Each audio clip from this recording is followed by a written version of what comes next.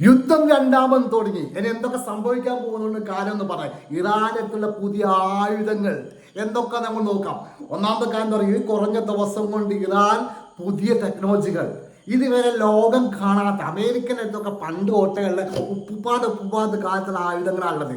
പണ്ട് തൊട്ടേയുള്ള ആയുധങ്ങൾ പിന്നെ ഉണ്ടാക്കി അതല്ല ഇറാന്റെ കയ്യിലുള്ളത്. ഇറാന്റെ കയ്യിലുള്ള ആയുധങ്ങളെ പറ്റി നമുക്ക് ചെറുതായിട്ടൊന്ന് പറയാം. ഇപ്പൊ രണ്ടാമത് യുദ്ധം തുടങ്ങി. അമേരിക്ക ഇറാൻ അടിച്ചു. അതേ സ്ഥാനം തിരിച്ചടി ശക്തമായി കൊടുക്കുകയും ചെയ്തു.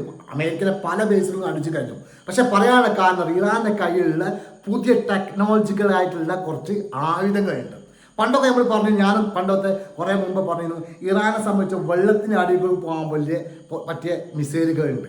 അത് വളരെ വളരെ എന്താ പറയുക ശക്തമായുള്ള മിസൈലുകളാണെന്ന് നമ്മൾ പറഞ്ഞിട്ടുണ്ട്. ആ മിസൈൽ അവരുടെ കയ്യിൽ ഉണ്ടായിരുന്നു. അത് പിന്നീട് നമ്മൾ മനസ്സിലാക്കിയെന്ന് അറിയോ, ഓരോ എബ്രഹാം ലിങ്കനും കപ്പലും കൊണ്ട് ഓടുന്നത് നമ്മൾ കണ്ടു അല്ലേ. അത് നമ്മൾ കണ്ട സ്ഥിതിക്കാണ് ഇപ്പൊ പറയാൻ പോകുന്നത്. കണ്ടത് ജെല്ലി പോലത്തെ ഒരു സാധനം ആകാശത്താണുള്ളത്. അതിൻ്റെ ഒന്നും രണ്ടും അല്ല, 100 കണക്കിനാണ്. ഈ സാധനത്തിൻ്റെ പ്രത്യേകത എന്താ അറിയോ, അതിലെങ്ങനെ ഈ ജെല്ലികൾ കിലോമീറ്ററോളം മുകളിലായിട്ടുണ്ടാകുക. ഇറാന്റെ പ്രദേശത്ത് കിലോമീറ്ററോളം മുകളിലേക്ക് അത് വിട്ടേക്കുക. അത് അവിടെ ഉണ്ടാവും.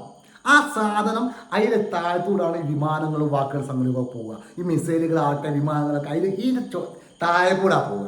അതപ്പോൾ ഈ സാധനം ഇത് ക്യാച്ച് ചെയ്യും.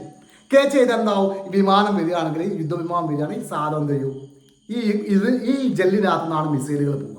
ഈ മിസൈലുകൾ പോയി നേരെ പോയി എന്താവും, ഈ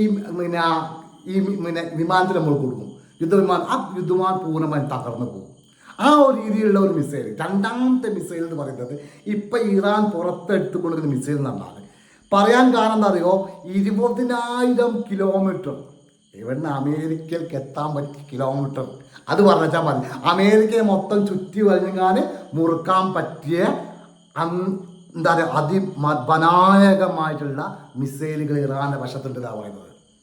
മനസ്സിലാക്കാൻ കാരണം എന്താ പറയുക, പുതിയ ടെക്നോളജി പുതിയ കാര്യങ്ങൾ അവരുടെ കയ്യിലുണ്ട്. ഇവരുടെ സാധനങ്ങളൊന്നും ആർക്കും കണ്ടുപിടിക്കാനോ അതല്ലെങ്കിൽ ഇതിനെ പ്രതിരോധിക്കാനുള്ള ശക്തി അമേരിക്കയ്ക്ക് ഇസ്രായേലും ഇല്ല. അതിന് പുതിയ ടെക്നോളജി കണ്ടുപിടിക്കണം. ഈ മിസൈലൊക്കെ പോയി വിൽക്കുന്ന പറയുന്നത്, ഇറാൻ അയക്കുന്ന മിസൈലുകൾ ഒരു ബുദ്ധിമുട്ടും ഇല്ലാതെ അവിടെ പോയി വിൽക്കും. ഇപ്പം ഞാൻ പറഞ്ഞ് കൈ പറഞ്ഞ് പോകുമ്പോൾ ആൾ പോയി വിൽക്കുകയും അത് പൊട്ടിത്തെറിക്കുകയും കിലോമീറ്ററോളം പ്രദേശം നശിച്ചു പോവുകയും ചെയ്യും. അങ്ങനത്തെ മിസൈലുകൾ ഇറാന്റെ പക്കലുണ്ട് എന്നാണ് പറഞ്ഞത്. പിന്നെ മൂന്നാമതൊരു കാര്യം, ചെറിയ പ്രാവ് പോലത്തെ നമ്മൾ വിചാരിക്കുന്ന അറിയാം, ചെറിയ പ്രാവ് പോലത്തെ ചെറിയ ട്രോണുകൾ, പുതിയ ട്രോണുകളാണ്. മനസ്സിലായി, പ്രാവാണ്. ആ പ്രാവിന് വേറെ പ്രത്യേകത എന്താ അറിയോ, ഈ പറഞ്ഞോടെ 20,000 കിലോമീറ്റർ പോകാൻ കഴിവുള്ള പ്രാവാണ്.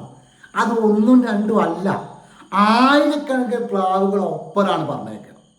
ആയിരക്കണക്കിന് പ്രാവ്. ഈ പ്രാവിനകത്തൊക്കെ പ്രത്യേകം എന്താ അറിയോ, 100 കിലോ സ്ഫോടന വസ്തുക്കൾ ഉപയോഗിക്കാൻ പറ്റിയ പ്രാവാണ് ഒരു പ്രാവ് എന്ന് പറഞ്ഞാൽ.